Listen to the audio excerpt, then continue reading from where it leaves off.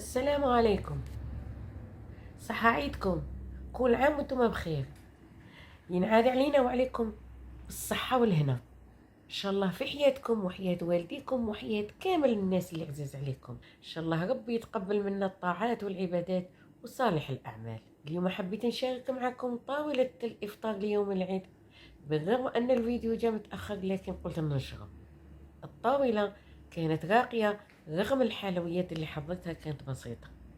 حضرت حلوة الطابع والشراك اللي نحضرهم في كل عيد. حضرت أيضا حلوة الجوزة بحشوة لذيذة روعة، والبنيون حضرته بطريقة سهلة سريعة بدون ما نستعمل أي طابع. وأيضا حضرت البقلاوة بحشوة جديدة استعملت فيها خليط بين زقوق والكحل واللوز، وجات البقلاوة بنينة بنينة روعة.